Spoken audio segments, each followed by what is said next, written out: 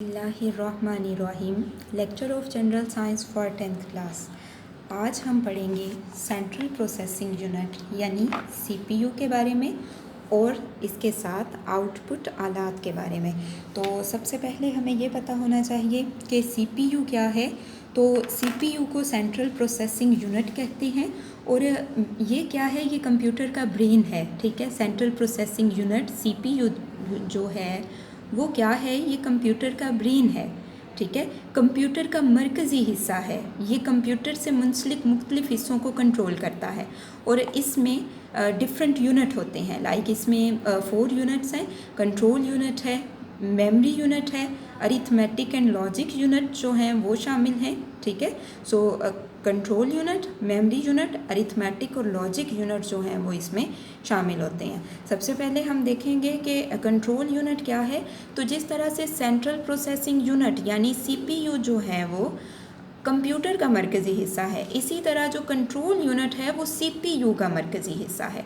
और इसका फंक्शन क्या है, ये जो हदायत है ना उनकी तरतीब का ख्याल रखता है। ठीक है, आप कह सकते हो कि हदायत को अरेंज करता है। सही, हदायत को क्या करता है, अरेंज करता है। अब सीपीयू क्या करता है, सीपीयू डाटा को इनपुट मेमोरी तक ले जाता है और फिर इनपुट मेमोरी से अरिथमेटिक लॉजिक यूनिट तक ले जाता है। जब डाटा के ऊपर डिफरेंट ऑपरेशंस परफॉर्म कर दिए जाते हैं तो उसे दोबारा मेमोरी में ले आता है और जो आउटपुट डिवाइसेस हैं उनको शो कर देता है। सो ये मेन फंक्शन है सेंट्रल प्रोसेसिंग यूनिट सीपीयू का। नेक्स्ट हम पढ़ते हैं मेमोरी यूनिट। मेमोरी यूनिट में मेमोरी की हम बात करेंगे और इसमें 2 तरह की मेमोरी है। एक को हम रैम मेमोरी और दूसरी को हम रोम कहते हैं। ठीक है, अब जो रैम है इसका क्या मतलब है, इसका मतलब है रैंडम एक्सेस मेमोरी। ठीक है, रैम का मतलब क्या है, रैंडम एक्सेस मेमोरी, और रोम का मतलब क्या है, रीड ओनली मेमोरी।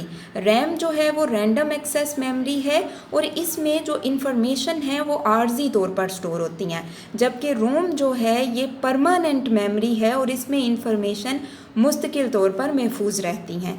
नेक्स्ट हमारे पास आ जाता है अरिथमेटिक एंड लॉजिक यूनिट। तो सबसे पहले हम बात करते हैं अरिथमेटिक की।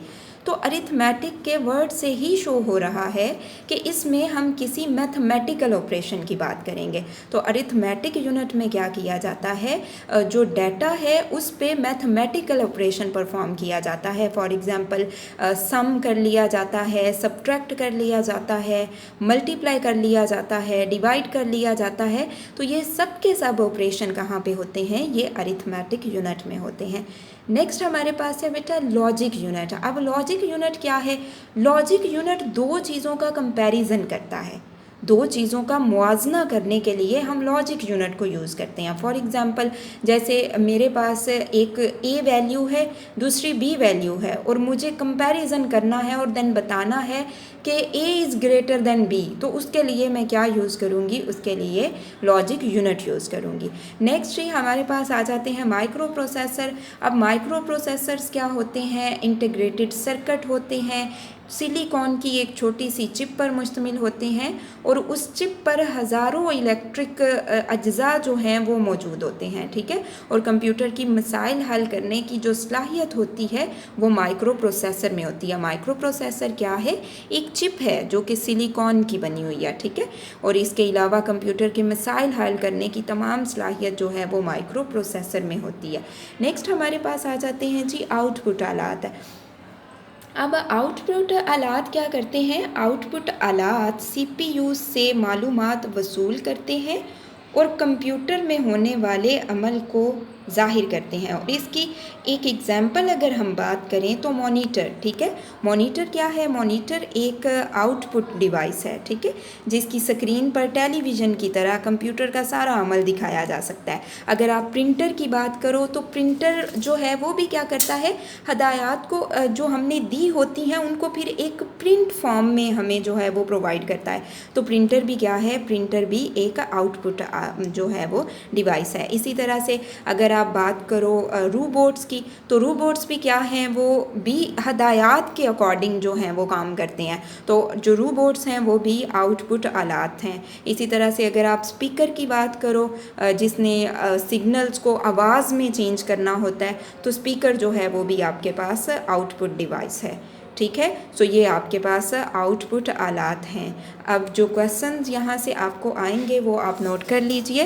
क्वेश्चन नंबर 1 है CPU की तारीफ़ करें। तो CPU की तारीफ़ आप यहाँ से यहाँ तक करेंगे, ठीक है, यहाँ तक। नेक्स्ट आपके पास है क्वेश्चन नंबर 2, कंट्रोल यूनिट और मेमोरी यूनिट में फ़र्क करें।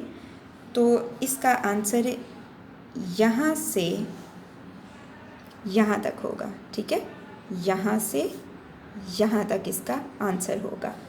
क्वेश्चन नंबर 3 है अरिथमेटिक और लॉजिक यूनिट में फ़र्क करें। तो ये बेटा आपके पास अरिथमेटिक और लॉजिक यूनिट्स हैं, यहाँ से यहाँ तक, यहाँ से यहाँ तक इसका आंसर है।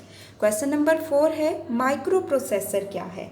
तो माइक्रो प्रोसेसर का आंसर आप यहाँ से यहाँ तक लिखेंगे, ठीक है। क्वेश्चन नंबर 5 है आपके पास आउटपुट आलात की तारीफ़ करें। तो यहाँ से यहाँ तक आपके पास आउटपुट आलात की तारीफ़ और एग्जाम्पल है। तो ये आपके पास क्वेश्चन नंबर 5 का आंसर है।